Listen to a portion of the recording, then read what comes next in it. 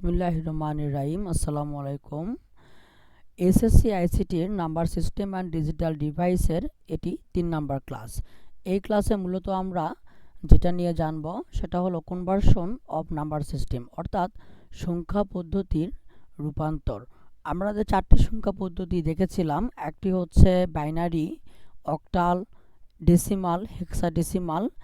এই 4টা সংখ্যা পদ্ধতি একটা থেকে অন্যটাতে কিভাবে আমরা ট্রান্সফার হইতে পারবো সেটা নিয়েই আজকে আলোচনা হবে। তবে রূপান্তর আলোচনার আগে কিছু স্পেসিফিক শব্দ নিয়ে আমরা পড়াশোনা করব একটু। এরই মধ্যে একটা শব্দ হলো বিট। বিট কি? বিট হচ্ছে আমরা বাইনারি সংখ্যা পদ্ধতির এক একটা অঙ্ককে বাইনারি ডিজিট বলা হয় মূলত।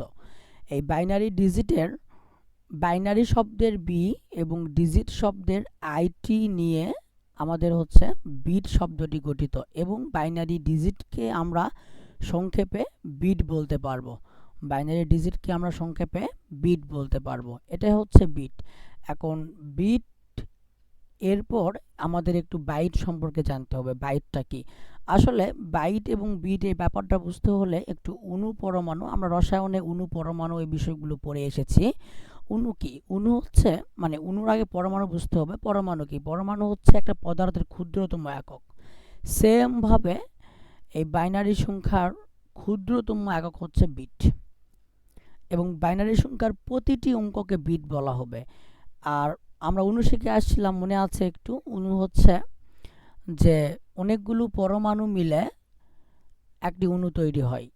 একইভাবে এখানে অনেকগুলো বিট মিলে একটি বাইট তৈরি হয়। এখন এটার প্রপার ডিফিনেশন হচ্ছে এরকম: ডিজিটাল ডেটার ক্ষুদ্রতম একক হলো বিট। 8টি বিট নিয়ে গঠিত হয় বাইট, অর্থাৎ 1 বাইট সমান সমান আমরা যেটা পাবো সেটা হচ্ছে 1 বিট। আমরা এক যে বাইট আছে, এই 1 বাইট সমান সমান আমরা পাবো যেটা, সেটা হচ্ছে 8 বিট পাবো আমরা, অর্থাৎ 8 বিট পাবো। এখন এখানে বাইটের সাথে আরেকটা কথা আছে, কিলোবাইট। যেমনভাবে আমরা 1 কিলো সমান সমান জেনে এসেছি 1000 গ্রাম, সেমভাবে এখানে কিছুটা কাছাকাছি থাকলেও 1 কিলোবাইট সমান সমান 1 কিলোবাইট, যেটাকে আমরা কেবি বলতে পারি, এই 1 কিলোবাইট সমান সমান আমরা পাবো হচ্ছে 1024 বিট পাবো।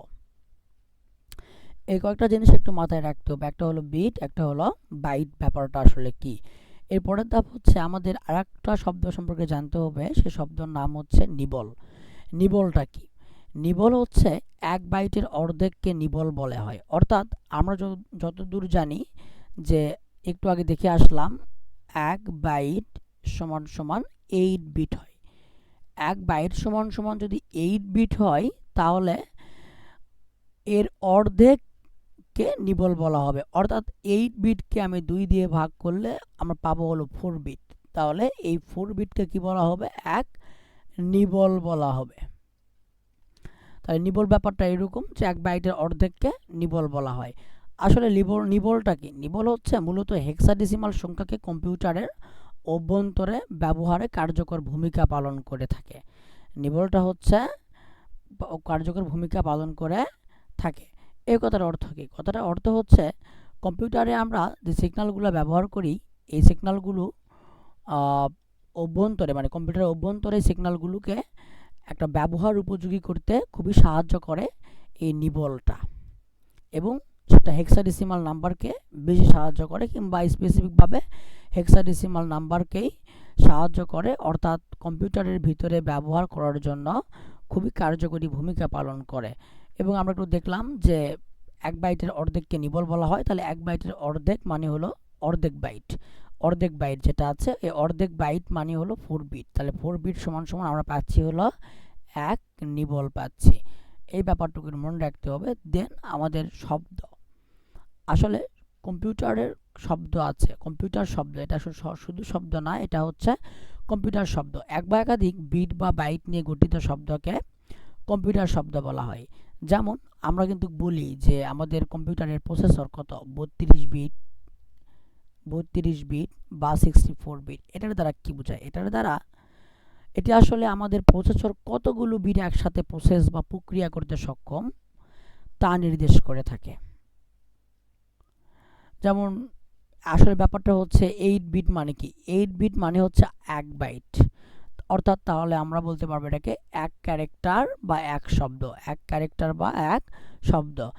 তারপর 16 বিট মানে কি, 16 বিট মানে হচ্ছে 2 বাইট, অর্থাৎ 2 ক্যারেক্টার, সিএস 2 ক্যারেক্টার। ঠিক আছে, এই ব্যাপারটা আমাদের একটু মাথায় রাখতে হবে। শব্দ হচ্ছে এক বা একাধিক বিট বা বাইট নিয়ে যে শব্দটা কম্পিউটারের মধ্যে গঠিত হয় এটাকে কম্পিউটার শব্দ বলা হবে। তাহলে আমরা বিট সম্পর্কে জানলাম। বিট হচ্ছে একটা ক্ষুদ্রতম একক এবং অনেকগুলো একককে একত্র করলে বাইট পাবো আমরা। এবং বাইট মানে কি, বাইট হচ্ছে এক 8 বিট সমান সমান 1 বাইট। নিবল জানলাম, নিবলটা কি, নিবল হলো যদি বাইটকে অর্ধেক করা হয় তাহলে নিবল পাবো। তাহলে বাইট মানে হচ্ছে 8 বিট, তাহলে 8 বিটকে অর্ধেক করলে আমরা পাবো 4 বিট। এই 4 বিট সমান সমানই এক নিবল বলা হবে। এটা মূলত হেক্সাডেসিমাল সংখ্যাকে কম্পিউটারের অভ্যন্তরে ব্যবহার উপযোগী করে তুলতে কার্যকরী একটা ভূমিকা পালন করে। এরপর আমরা সরাসরি সংখ্যা পদ্ধতির বিটে যাব। আসলে সংখ্যা পদ্ধতির রূপান্তর যখন করতে যাওয়া হবে তখন সংখ্যা পদ্ধতির বিট খুব কাজে লাগে। বিট তো আমরা বুঝি, বিট হচ্ছে বাইনারি ডিজিট। এখন তাহলে সংখ্যা পদ্ধতির বিট বলতে আমরা কি বুঝি, অর্থাৎ অক্টাল কিংবা হেক্সাডেসিমাল নাম্বারকে যখন বাইনারি নাম্বারে রূপান্তরিত করা হয় তখন একে বাইনারির বিট বলা হবে কিংবা বাইনারি ডিজিট বলা হবে। রূপান্তরের জন্য স্পেসিফিক ডিজিট আমাদের প্রয়োজন পড়ে, যেমন অক্টালের ক্ষেত্রে 3 বিটের কোড প্রয়োজন পড়ে, অর্থাৎ 3 বিটের কোড মানে 3টা মৌলিক সংখ্যা কিংবা মৌলিক প্রতীক থাকবে, 3টা বাইনারি ডিজিট থাকবে। আসলে 3 বিটের কোড কেন বলা হয় এটা নিয়ে একটু আমাদের পড়াশোনা করতে হবে। অক্টাল নাম্বার যখন আমি শিখিয়েছিলাম তখন বলেছিলাম যে অক্টালে মোটে 8টি ডিজিট বা মৌলিক প্রতীক থাকে। সে 8টি মৌলিক প্রতীকগুলো ছিল এরকম: 0, 1, 2, 3, 4, 5, 6 এবং 7। এই 8টি বিটের মধ্যে সর্বোচ্চ বিট বা সর্বোচ্চ মৌলিক প্রতীক হলো 7।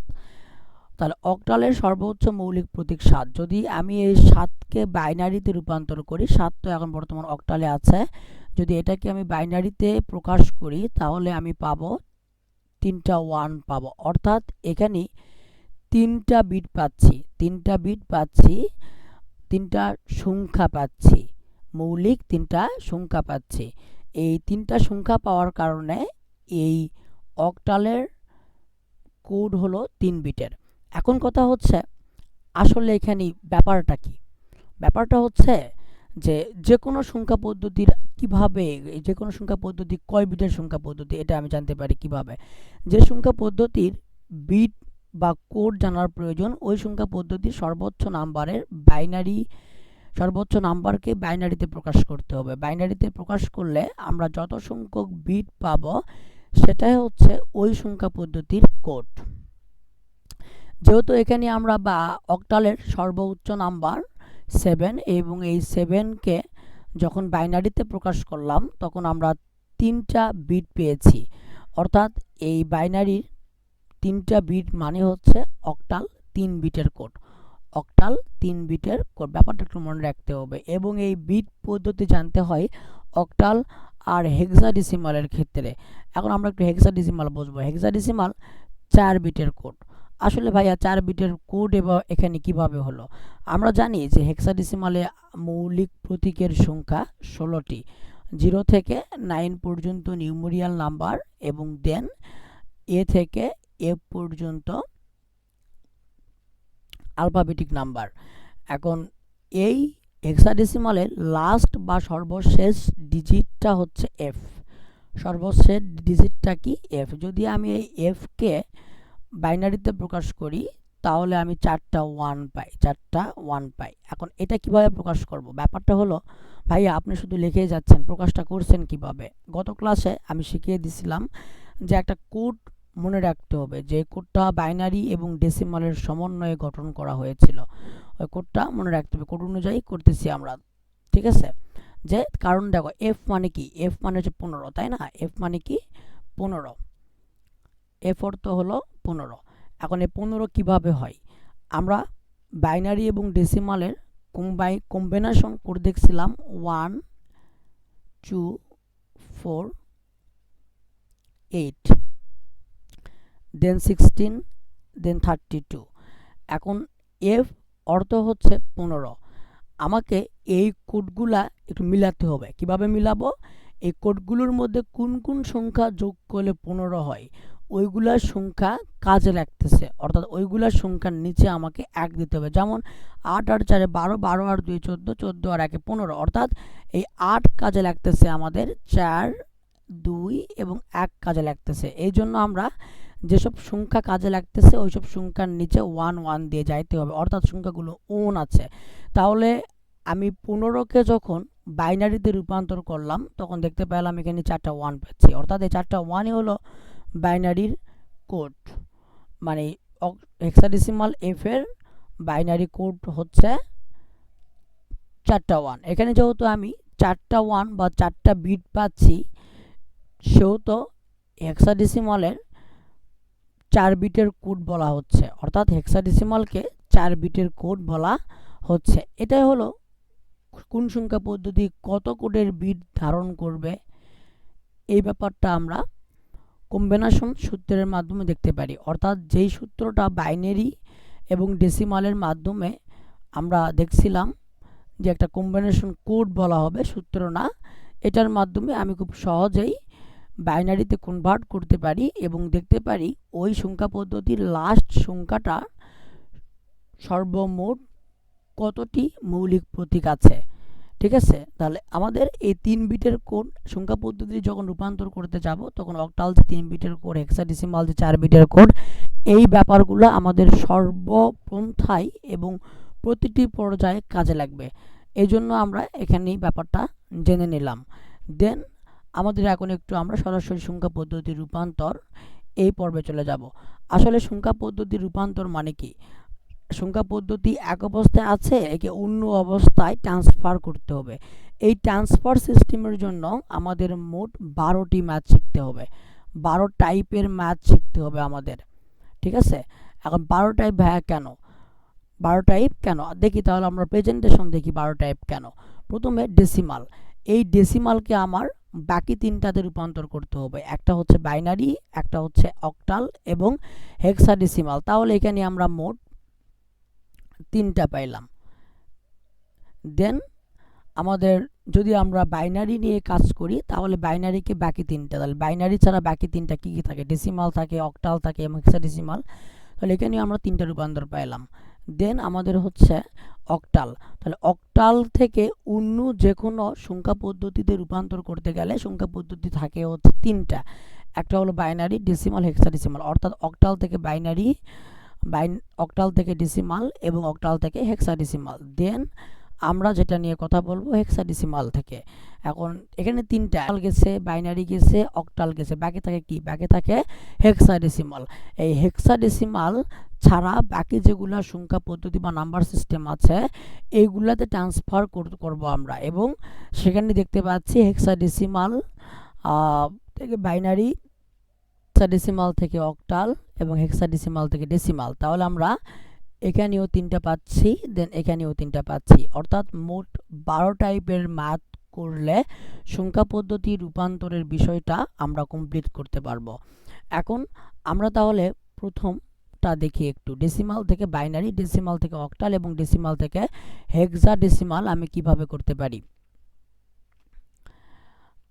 সংখ্যা পদ্ধতি রূপান্তরে আমরা একটু দেখব যে ডেসিমাল থেকে যে 3টা ভাগে আমি ভাগ করতে পারি সে 3টা ভাগ, অর্থাৎ ডেসিমাল সংখ্যা পদ্ধতিতে যে আমরা 3টা সিস্টেম করতে পারি। প্রথমে বাইনারি করতে পারবো, তা বা ডেসিমাল থেকে অক্টাল করতে পারবো এবং ডেসিমাল থেকে হেক্সাডেসিমাল করতে পারবো। তবে আমরা এই পর্বে ডেসিমাল থেকে কিভাবে বাইনারি করতে হয় এবং বাইনারি থেকে কিভাবে ডেসিমাল করতে হয় এই বিষয়টা নিয়ে আমরা একটু আলোচনা করব।